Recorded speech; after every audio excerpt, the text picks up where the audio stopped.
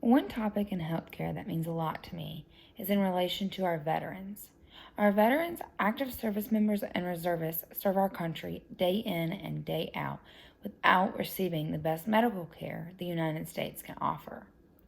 This topic is important to me as I went through the VA to receive care for pneumonia, rehab therapy, and a long-term diagnosis while at boot camp. It is also important to me as my grandfather and uncle, who were retired Air Force officers, rely on the VA day in and day out. In 2015, the Government Accountability Office identified 5 specific areas where the VA was failing.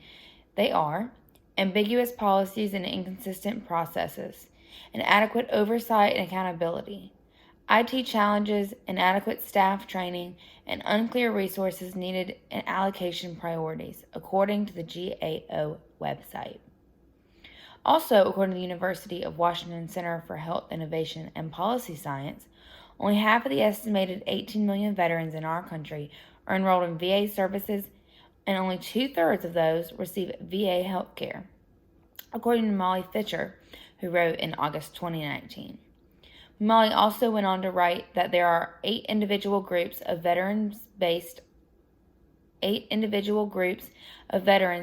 who are based in different areas decided upon their disability and income or special status in relation to prisoner of war or 9/11, which dictates their ability to receive certain types of care.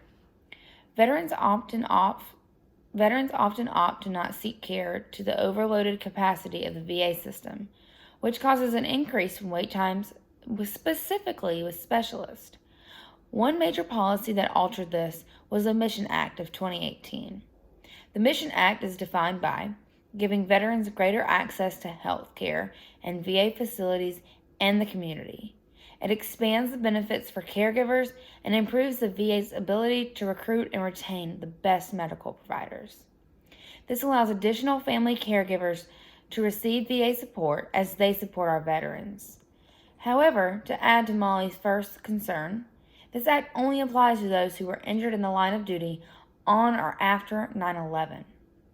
The VA is hopeful to expand this to others based on their injury date in the future. In addition, a further policy passed was the Veterans Choice Program. This began in 2014 with President Obama and was extended by President Trump in August 2017. This policy allows veterans to seek care outside of the VA who are unable to schedule an appointment within 30 days, or if a veteran lives in a greater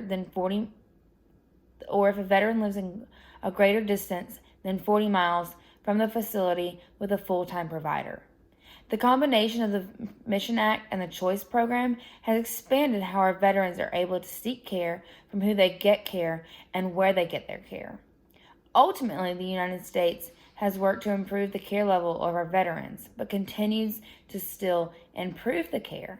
While improvement is great, the veterans need more care.